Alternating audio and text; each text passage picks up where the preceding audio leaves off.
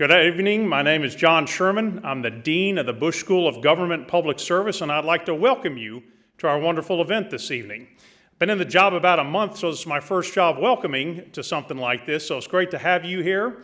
We have a very distinguished speaker, and to introduce him, I'm going to be followed by Mr. Andrew Natsios, who's head of our Scowcroft Institute at the Bush School, and he's going to talk about Mr. Robert Kaplan, who is truly an icon in foreign and international affairs and matters, and we're going to hear about what's going on in the world in our current year of 2024, and I think we're all going to enjoy it. So with that, I'm going to turn it over to Mr. Natsios for the formal introduction. Andrew, over to you, sir.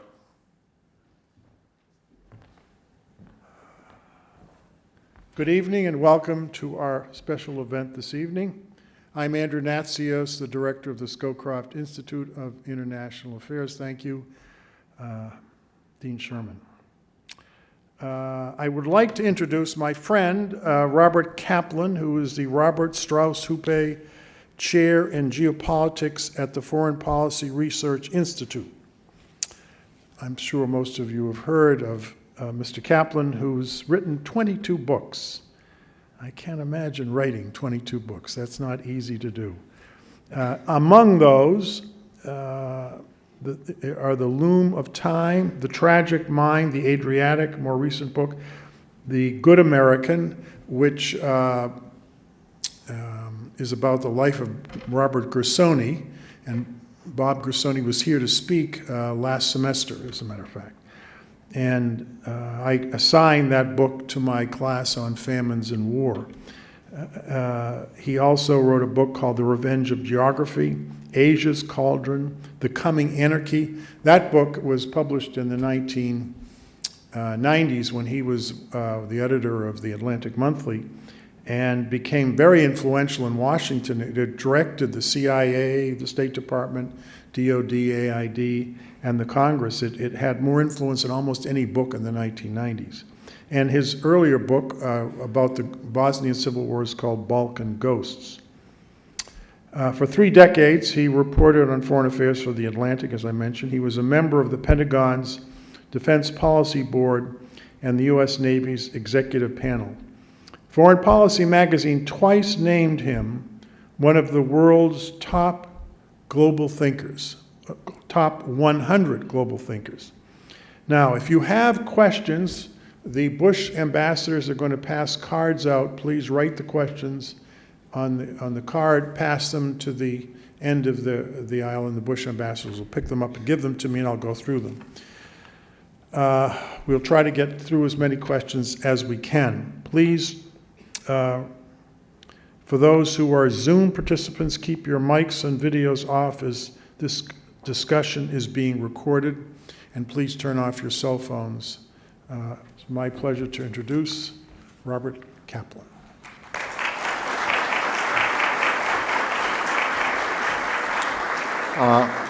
Thank you so much, Andrew, for that lovely introduction.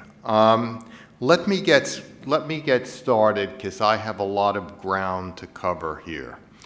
I want you to keep a few concepts in mind as I go around the world. The first is there was a great Hungarian-American physicist, all-around intellectual, one of the finest minds of the 20th century. His name was John von Neumann, and he worked on the Manhattan Project during World War II.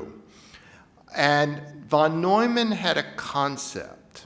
He said that the very finite or limited size of the Earth would be a force for instability in decades to come.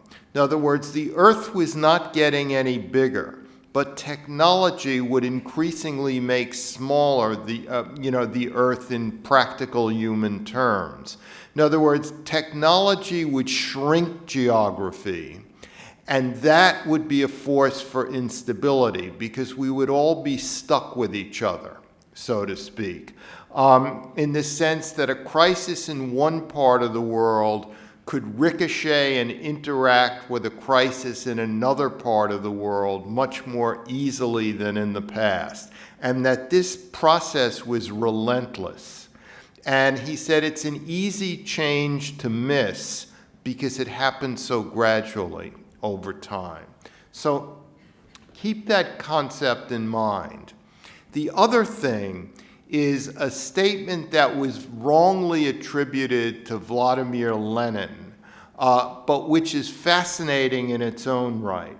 He said, you know, decades could go by and nothing happens. And then days and weeks go by and decades happen. In other words, history can be compressed. And if you think about it, both those statements really define our age. When you put together the rise of China, the danger of China, the war in Ukraine, the war in Gaza, the threat of the Iranians, we're all stuck with each other on this anxious, claustrophobic world. And history can have, decades can happen in a matter of days and weeks. Look at Ukraine.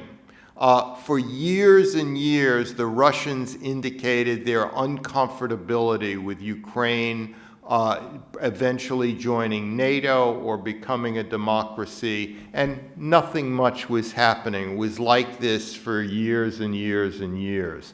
Then in February 2022, decades happened. The Russians invaded Ukraine, and we've been in the midst of it for the last 2 years. Now, even when something goes on for 2 years or so, there's a tendency to normalize it.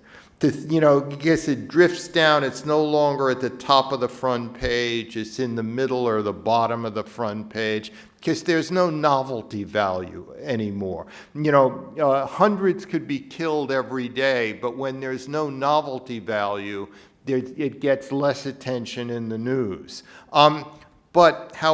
Keep in mind that the reason World War I tragically changed the 20th century was because it went on for 4 long years. Had it been a short, sharp war, what the German General Staff envisioned in July of 1914, a war lasting 6 weeks or so that would culminate at the Battle of the Marne, north and east of Paris, World War I would not have changed the century. Even had it ended in 1915 or 1916, World War I would not have changed the 20th century. What changed the 20th century was a war going on for 4 years that caused about 18 million deaths and led to Corporal Hitler winning several Iron Crosses. And led to the collapse of the Habsburg Empire in Central Europe, to the Prussian Empire in North Central Europe, and to the Ottoman Empire in Southeastern Europe. It was the 4 long years that brought down imperial collapse and changed the face of Europe. So when you say, the Ukraine war just goes on and on and on, it's very significant. Every month that the Ukraine war goes on means that the Russians lose capability, power, money, influence in the 11 time zone span of the Russian Empire, be it the Caucasus, Central Asia, Siberia, and the Russian Far East. There have been thousands of Russian tanks destroyed. Tens of thousands of Russian troops have died. And they haven't died in equal measure. If you live in St. Petersburg or Moscow, you're much less likely to be drafted than if you live in one of the outlying Asiatic republics of Russia. You probably haven't heard much about these Siberian republics of Tuva, Buryatia, Chechnya, Dagestan, but these places could all erupt into independence struggles as the Ukraine war continues to go on. The Ukraine war will change the trajectory of Russian history and of European history, and the longer it goes on, that's the key. Every month it goes on matters greatly. I wouldn't say it would be as influential as World War I on the historical process, that it will be very influential as we see before us the decline of the Russian Empire. There was a great American historian in the early 20th century, late 19th century, Henry Adams, who was the great-grandson of our second president, John Adams, the grandson of our sixth president, John Quincy Adams. And Henry Adams had a thought that he put down in a book privately published in 1907. He said, the problem of Europe was and always will be Russia. That the goal of history is to somehow bring Russia into what Adams called the Atlantic Combine, into the Western Europe. Excuse me. Into Western Europe.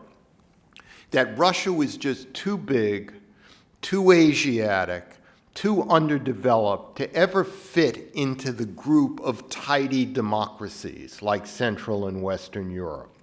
And he said, until that happens, and it may never happen, Russia will be the ultimate nemesis of Europe in every.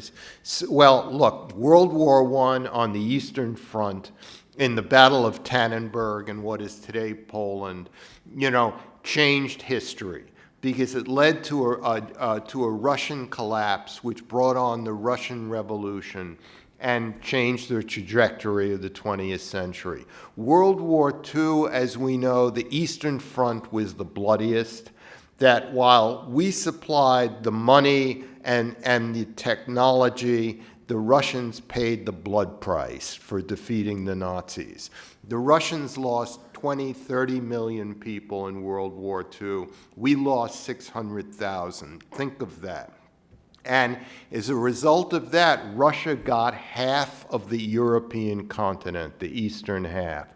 And the Ukraine war brought Russia back into the groove of history, which is where it is now. And you can see this historical process churning. Let's look at Europe for a moment. Europe is beset by populism for the last few years. That will continue. That will be a dynamic in the 21st century. Why is that true? Because at the beginning of the 20th century, the 21st century rather, there was one African for every one European. By the end of the 21st century, even with a decline of birth rates in Africa, there will be 7 Africans for every indigenous European. Now, quite a number of African states will be successful. They will develop middle classes, but it is in the first and second generation of middle classes that people migrate. It's not when they're poor, fatalistic peasants. It's when they have some money and education that they decide to leave. So the combination in Africa of failed states, of successful states that build middle classes, and a population growth rate that goes down at a much slower rate than elsewhere in the world is going to lead to, for steady migration into Europe of Africans. And I said nothing about the greater Middle East, which I'll talk about later. Steady migration. We have 2 oceans on each side of us. We have the tidy Canadian middle class to the north of us. We only have one difficult border, and look how much trouble it's caused us. The Europeans have nowhere to run.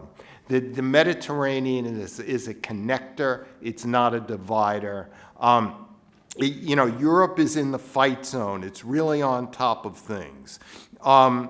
And especially when you consider in the Middle East, in sub-Saharan Africa, resource scarcity, climate change, populations leaving the villages, leaving the rural areas because there's not enough groundwater to farm, going into slums and shanty towns, which makes any government, whether it's democratic or authoritarian, unable to govern, or very, very difficult to govern. And And so Europe is going to have a steady increase of people coming in, and this is going to fuel populism. Populist parties in Europe will eventually become the new establishment. They will, and in the process, though, of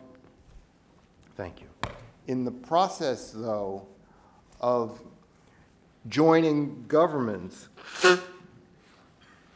they will moderate themselves, because that's what happens in coalition building.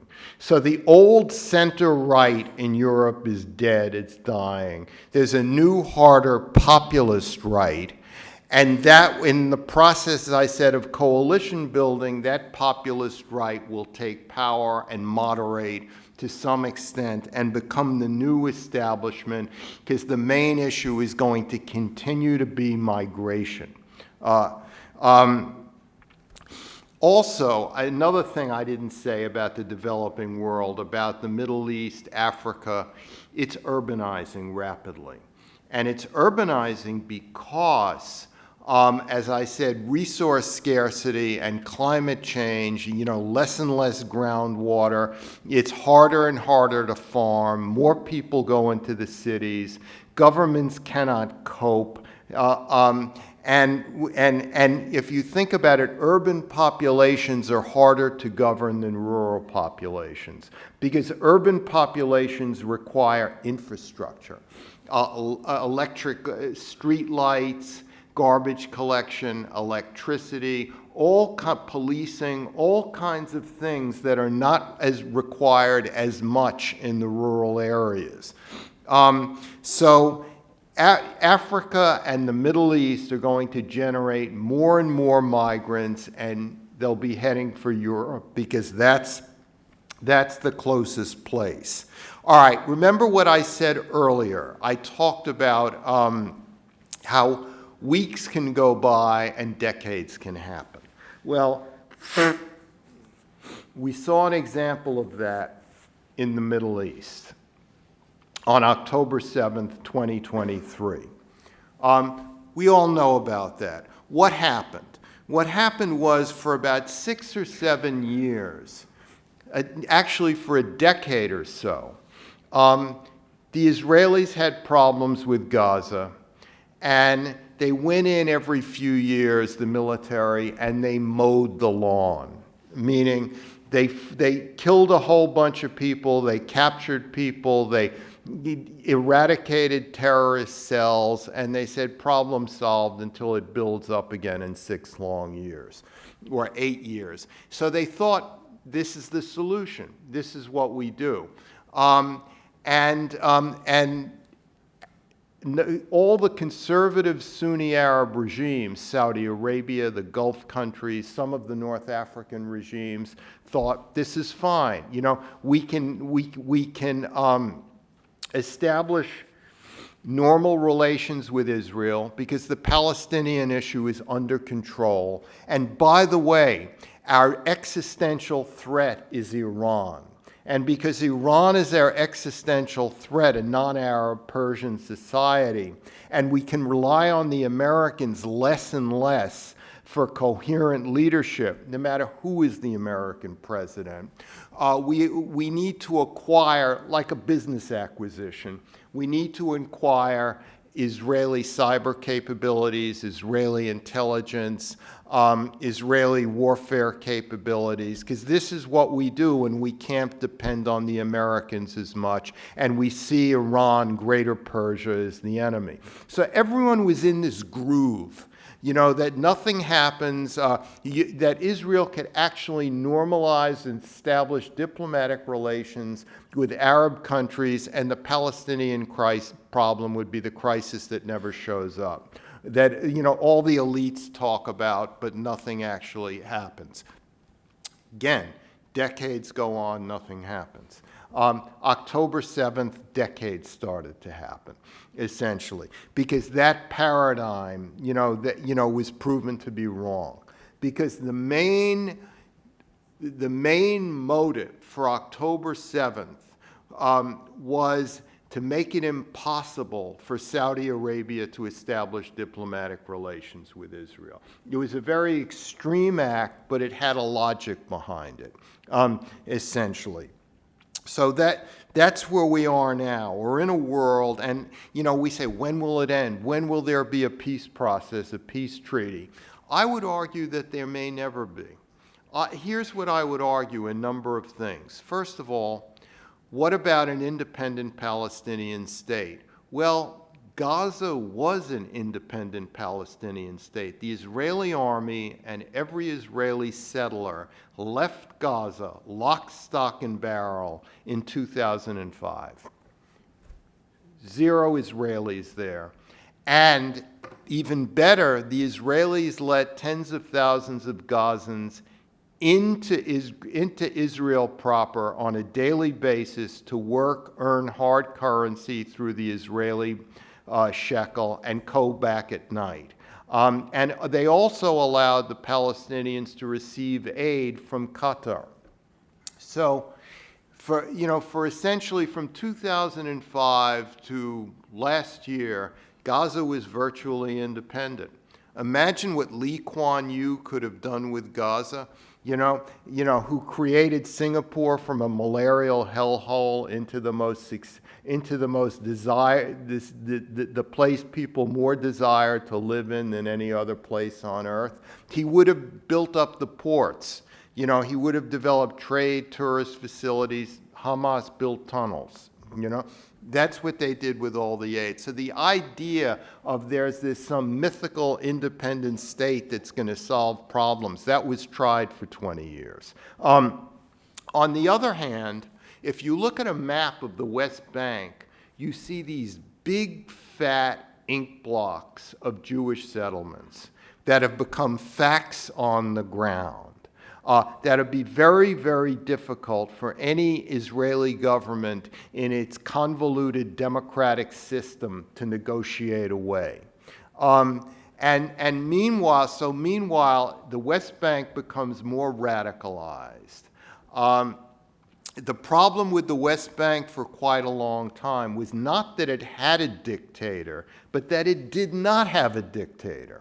Mohammed Abbas, the head of the Palestinian Authority, is a weak leader, afraid of being killed in a car bomb on any given day from people who are more radical than he is. Think of it. Israel has made peace, but with whom? With Arab dictators. With Anwar Sadat, with King Hussein, with a number of North African and Gulf potentates in the Arabian Gulf.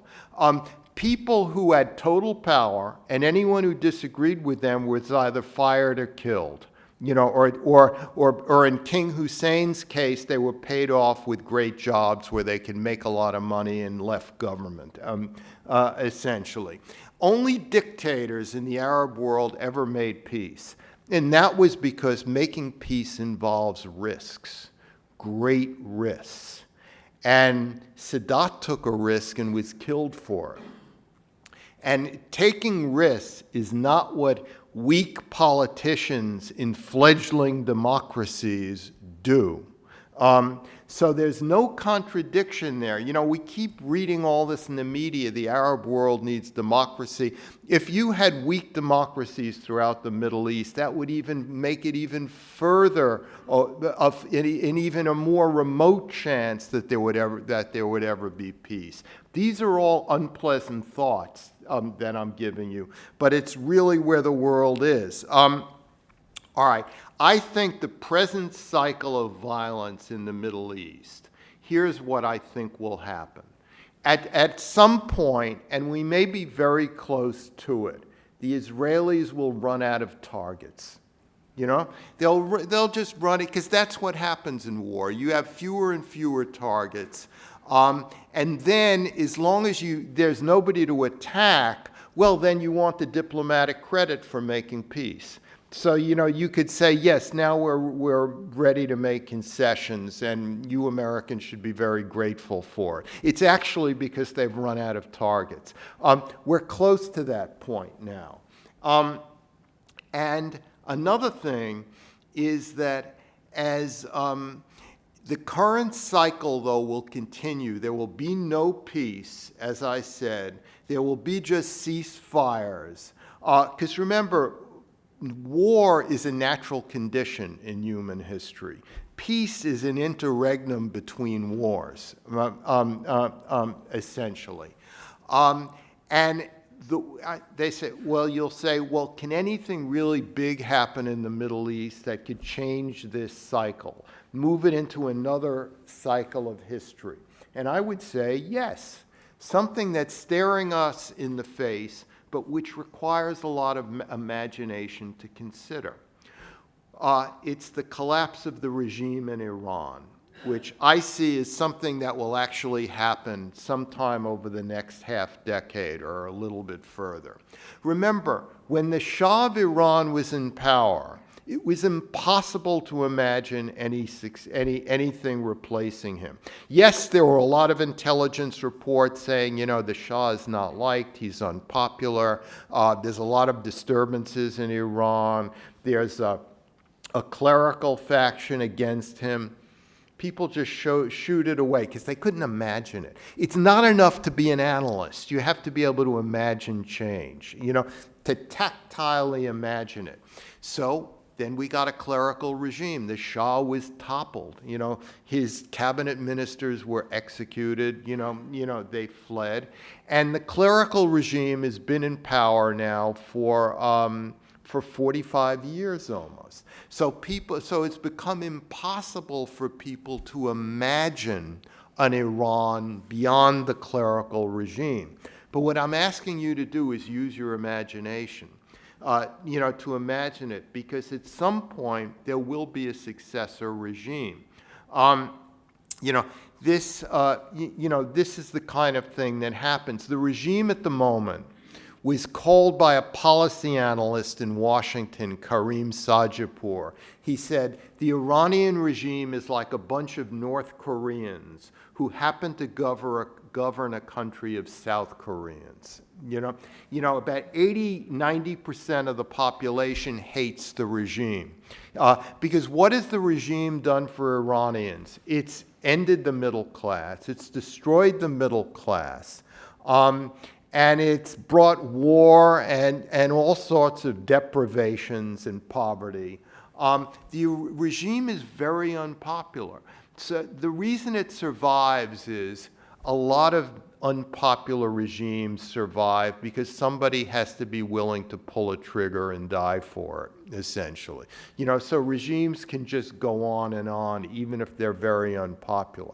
But at some point, an event will happen from the outside. The supreme leader, who's in his 80s and is bad health, will die, and there will be a succession crisis. There could be splits within the elite. It's hard to tell what will happen. But keep in mind, historically, going back decades and thousands of years, rulers in Persia had very good relations with Jews, around the world in Israel. The Shah was no exception to this. It's already been established that the Iranian people have no enthusiasm for the anti-Israel philosophy of their government. There's just nothing they can do about it, and it's nothing they're going to die for, essentially, or necessarily revolt against. But change will happen, and it will be internal change in Iran that will change the Middle East. Keep in mind, why did the Cold War end? Did the Cold War end because of geopolitics? No. The Cold War ended because of an internal change. The Soviet Union collapsed from within. That's what happened. And so it will be an internal change in Iran that will, I think, change the Middle East. Let me go on elsewhere. We see in the Middle East the Houthi rebels tying up the U.S. Navy. The U.S. Navy has no answer to it, really. Keep one thing in mind. Since World War II, when World War II ended, the U.S. Navy had about 600 ships, or was it 900 ships? I can't remember. During World War II, the balance of power changed. The British Navy weakened, the German and Japanese navies were destroyed. The U.S. Navy loomed above them all. Now, the U.S. Navy is the United States' greatest strategic instrument because atomic weapons cannot be used. They could be bragged about. They could be used as elements of coercion, but they cannot actually be exploded. Whereas a U.S. Navy aircraft carrier strike group can be moved from one part of the world to another without a headline in the newspapers. Even though you're talking about tens of thousands of sailors, you're talking about enough weaponry to destroy a major city. We do it all the time. We deploy and redeploy carrier strike groups. If you try to move 20,000 U.S. Army personnel from one country to another, you'd have a front page story in the New York Times. Columnists would be writing about it. There would be a great debate about it, even if there was nothing controversial about it, So what I'm saying is the Navy is very, very useful. The Navy is even though it's boring and they don't, and there are like almost very few naval casualties in Iraq outside of the Marines, who are a naval force. But essentially, the Army pays the brunt of of the real sacrifice. It's the Navy and the fact that the United States dollar is the reserve currency that makes the United States a great power, essentially. And I got news for you. The U.S. Navy is getting smaller and smaller and smaller. It's harder and harder to maintain because it's expensive. A Los Angeles-class nuclear-powered attack submarine is $6 billion. An aircraft carrier with all the fighter jets on top is $20 billion. That's a lot of money. We have, about 60 submarines, 60 destroyers, about, 11 or 12 carriers. It costs a fortune. All this was subsidized by a robust, thriving middle class throughout the Cold War decades and beyond. But that middle class is breaking apart into an upper middle and a lower middle class. We just don't have, it gets harder and harder to find the budget to supply these ships, even as the Chinese Navy is now the largest Navy in the world. So the balance of power is shifting right before our eyes. Just like World War, the sum total effect of World War II was the emergence of a great U.S. Navy. The sum total effect of now is the weakening of the U.S. Navy. And this will have an effect. And now let me get to the most important part of the world, which is Asia, China. Look, you can have wars in Gaza, you can have a war in Ukraine with all of the historical repercussions I talked about, and it does not affect the stock market. It does not affect your 401k accounts. It doesn't, because the financial markets have priced in the wars in the Middle East and Ukraine. They've comfortably priced it in. They've proven that you can have geopolitical turbulence and still have rising stock markets. But I have news for you. If you had a high-end military conflict between the United States and China in Taiwan or the South China Sea, it would be a devastating extinction-level event for financial markets and supply chains and for the production of microchips and all the other things that we all mindlessly depend upon and use but never ask why they're there, essentially. What keeps them there is peace in East Asia. East Asia is the only part of the world, really, that has the possibility to change our way of life the way World War I changed our way of life. So what's ultimately keeping the peace in East Asia? It's exactly what I just said. It's fear of financial catastrophe, not just on our side, but on the Chinese side as well. Neither great power can afford it. The Cold War hydrogen bombs kept the peace, essentially, because everyone was afraid of them, especially after the Cuban Missile Crisis. The Cuban Missile Crisis forced leaders in both Moscow and Washington to stare into the abyss, essentially, and they didn't like what they saw. So out of the Cuban Missile Crisis, you got a hotline between the American and Soviet leaders. You got this nuclear test ban treaty, strategic arms limitation talks, and ultimately you got détente, which carried us through the Cold War. We're still building towards a Cuban Missile Crisis with China. You know, I don't think people really understand the gravity of the situation. When people start talking about having a short, sharp war in Taiwan, over Taiwan, that could last a few days, they don't know what they're talking about. A lot of wars which change nations and go on for years start out as short and sharp. In other words, nobody wants, it's like this expression, there's wars of choice and wars of necessity.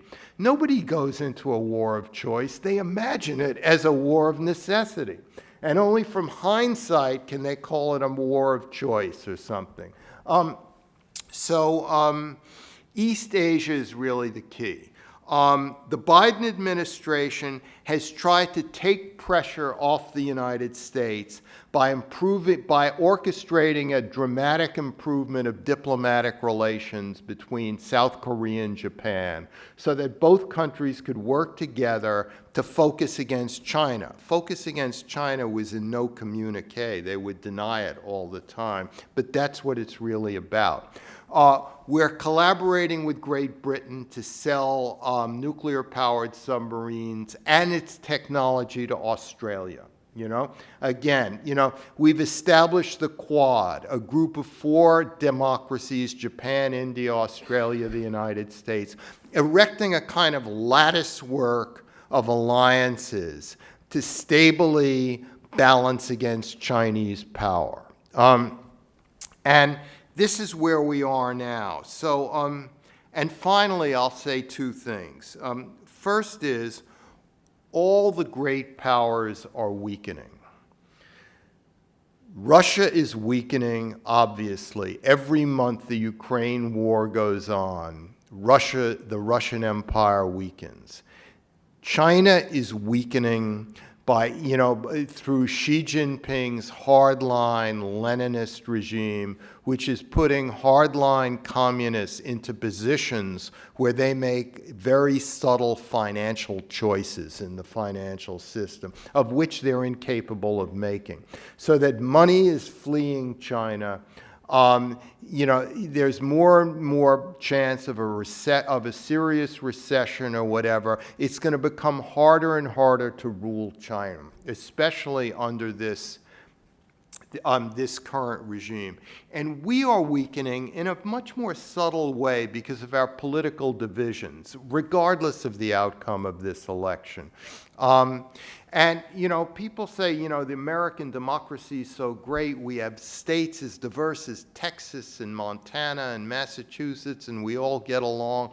And my answer to that is that was the print and typewriter age. In the print and typewriter age, basically, it basically put an emphasis on complexity and moderation. Because of the way media operated, with long articles and essays that had to be digested before voters could make decisions.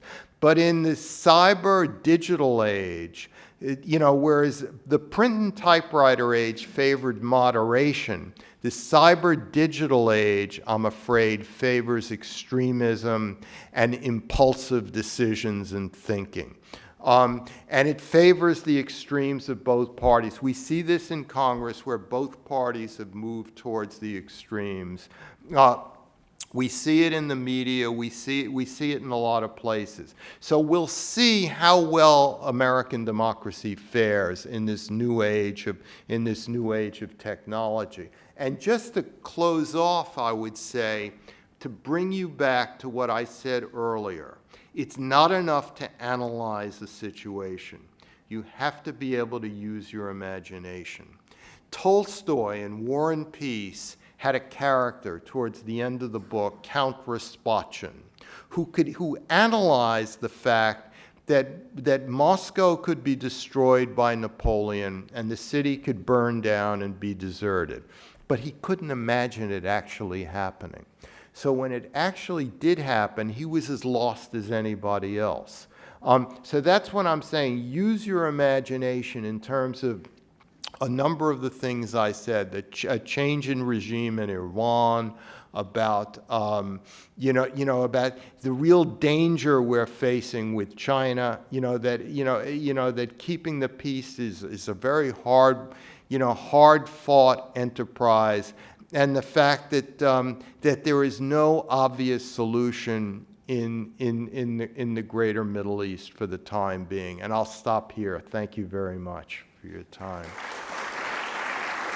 Thank you.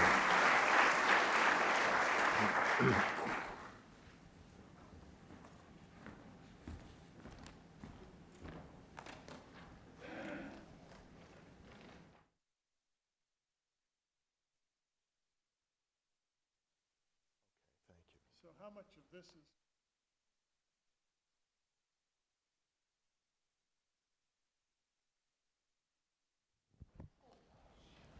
Since absorbing all this is difficult for us, because we don't have the imagination you have, how much is this going to be in your new book?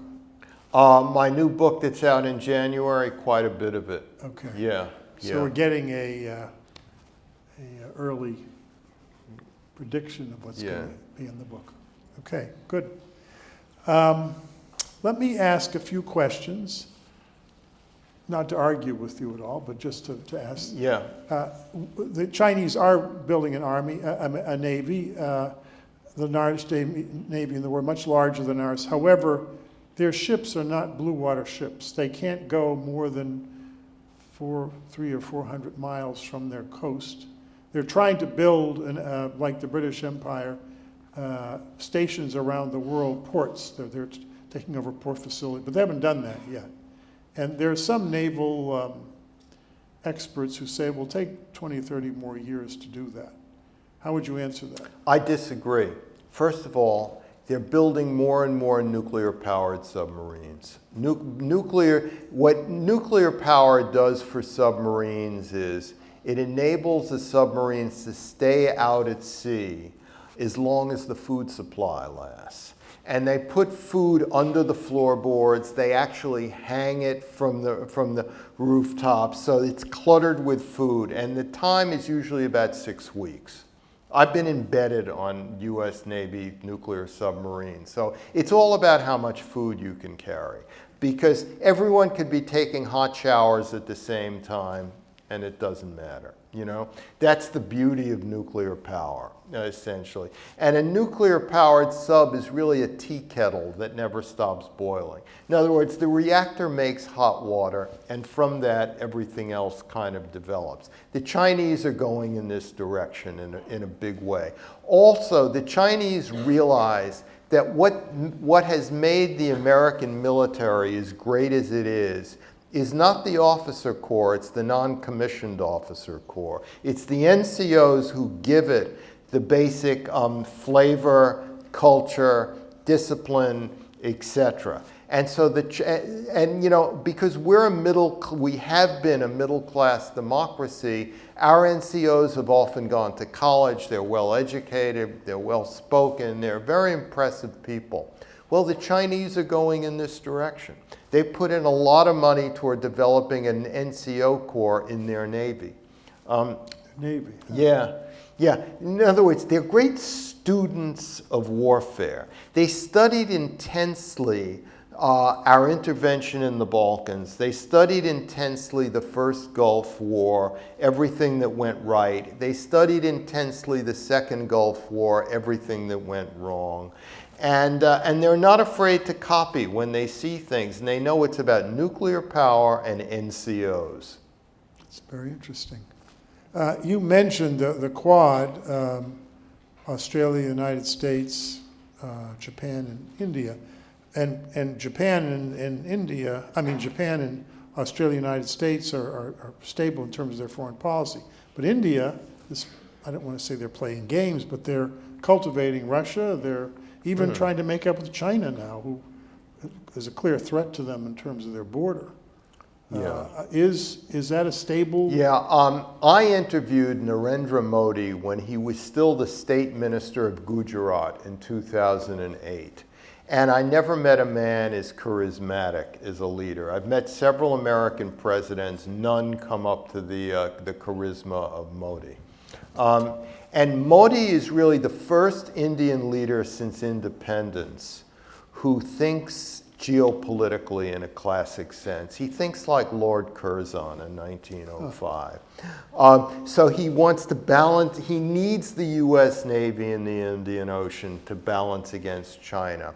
But he also knows that the worse US, the more difficult US and China relations become, the less he can afford to be distant from China.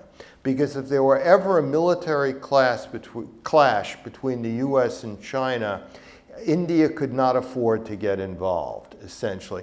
But if US-Chinese relations improved a lot, you would see Modi move away from China, kind of. So he's very much a balancer. India is not a country where we're going to have an official strategic partnership, because the Indians will never allow themselves to be the second fiddle or the little brother in any relationship, because they're much too proud and they have a sense of their own history for that. So India can be a great informal ally, but not a formal ally in that respect. Modi's, though, weak at the last elections were a disaster. He has, and he'll compensate. Remember, he's been in power since 2014.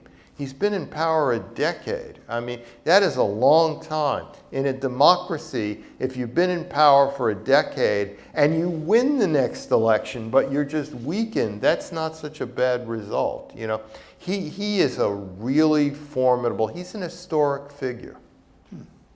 Where do you think Vice President Harris is on foreign policy? Because while she's had a good 2 months, in terms of publicity, the New York Times playing her up and all this, we don't really know a lot about what her positions are, except that economic speech, which I thought was disastrous. It might have been appealing in terms of the election, but in terms of economics, it was a disastrous speech. Yeah. But where is she in foreign policy? I think what we can safely say is she's weak on foreign policy. She hasn't thought about it much. She's not someone like the spiritual founder of this school and institute and library who is a who is our representative in China, who ran the CIA and and all of that. She's on the opposite end of that spectrum. So what that means, though, in a functional sense, is she will depend on advisors, and her key decisions will be who to appoint. And that, and then we will know a lot more. In other words, if, she could have, things can have ironic twists to them. She could appoint somebody like Michelle Flournoy as Secretary of Defense, who would, I think, be a stronger Secretary of Defense than Lloyd Austin. And she could appoint somebody like William Burns as Secretary of State, and and she could have a strong foreign policy. On the other hand, if she appointed weaker people or people who were popular without having much substance, you could have a real disaster. So a lot will depend on who she appoints, and that way you'll see where her values are. One would hope her values would be, I'm weak in this area. It's the most critical part of my presidency. I need to appoint the toughest, the best people. Well, elections often turn on domestic policy. Yeah. The president's authority in domestic policy is limited. Yeah. In foreign policy, on the other hand, he has enormous power. Yeah. He or she has Yeah. enormous power. And I don't think everybody entirely understands that. So we should be electing presidents based on their foreign policy experience, Yeah. not so much their domestic policy. Yeah. Yeah, I think, this has been a very unusual campaign cycle. certainly has. Because you have someone who may be president who never ran in a primary, never won a primary, and was just engineered into the position, essentially, by the media, by the bosses. It wasn't even like in the 1950s and 60s when the men in the smoke-filled rooms determined who is the nominee, because even they had to pay attention to the primaries that were held. It was like a two-tier thing, so to speak, and who was popular and who impressed them the most.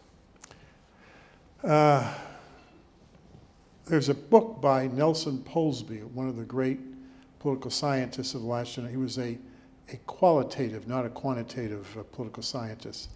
And it's called The Consequences of Party Reform, and it's about Jimmy Carter's election and the reforms after the disastrous '68 Democratic Convention, the reforms that were supposed to democratize, small d, the Democratic Party, which basically led to an erosion of the parties as governing structures. Yeah. The Republicans took longer to adopt those very dangerous policies, where we got rid of the smoke-filled rooms. Yeah. I always argue what counts is what comes out of the smoke-filled room, not what the process is. Yeah. Who did the smoke-filled rooms produce? Abraham Lincoln, Theodore Roosevelt, Franklin Roosevelt, Truman.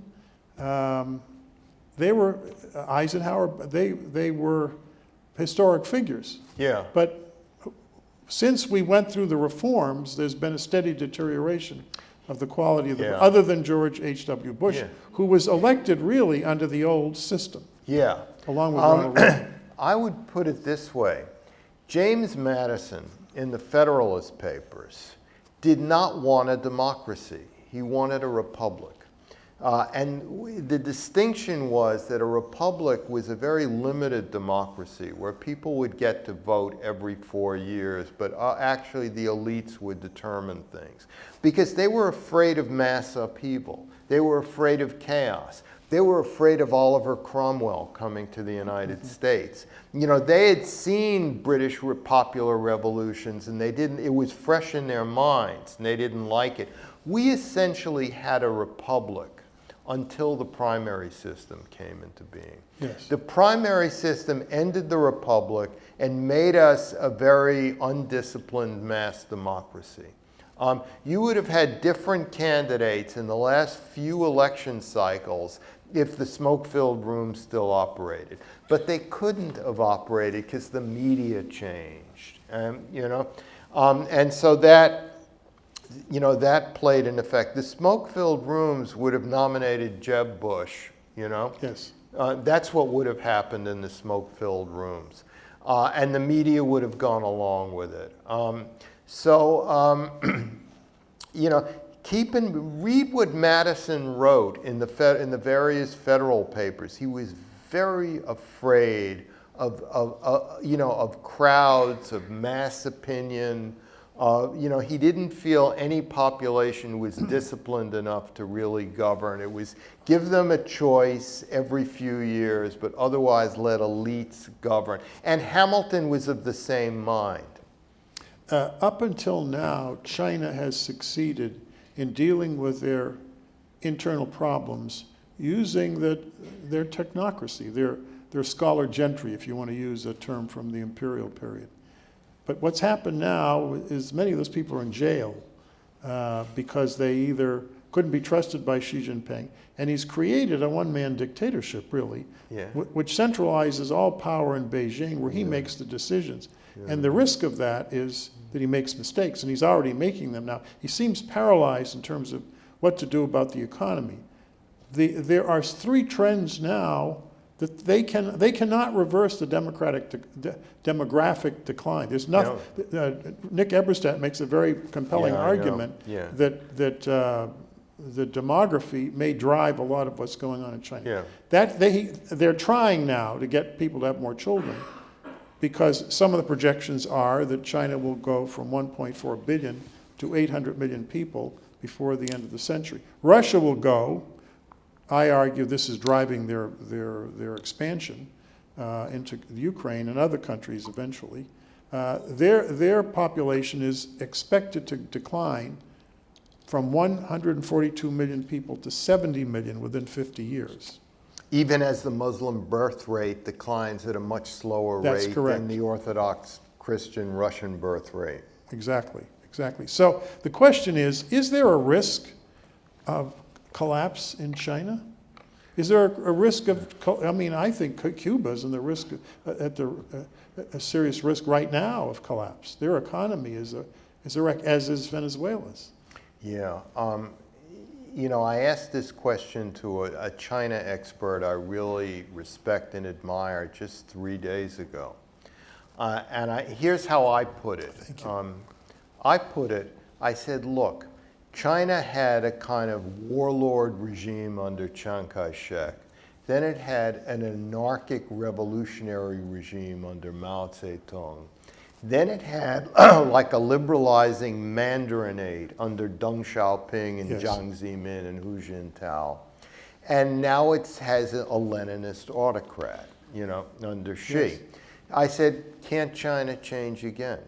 Can't there be another upheaval? There have been upheavals throughout Chinese history. That's the story of Chinese history, essentially. And his answer was, and this guy's a real wonk on China. The greatest. He's amazing. He said, yes, it's possible, and someday it will happen. But there is absolutely no evidence for it now. No. He said, because Xi is only promoting and moving into positions where they can have power people who think exactly like he does. What advice do you have for them to prepare themselves for career public service? My advice is always know what you're doing when you're doing it, because it's easy to commit great blunders, or to be a party to great blunders. Be very suspicious of groupthink, of everyone around the table agreeing with something, and a momentum established even as it leads to a big policy error. Always keep a sense of yourself. Why am I doing this in real time? Because you will be in situations, because nobody knows hindsight except the journalists who shoot the wounded in their columns, essentially.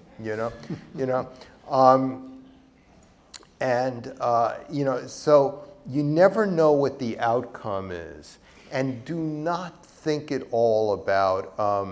There's this horrible phrase of "you're on the wrong side of history." Nobody knows what is the right side of history, often. Especially when it's happening in front of you. Yeah, especially when it's happening in front of you. If you were a rational person during the American Revolution, you might have been a royalist, because and you might have fled to Canada, so always be self-aware of what you're doing while you're doing it. If history turns out to be on your side, people will remember that you dissented at the table, and that you warned people, and they didn't listen to you, and later on, you might be the last one standing in terms of a bureaucratic fight. So that's very good advice, Robert. Thank you for being with us this evening. Thank you. Thank you. Thank you. Good evening.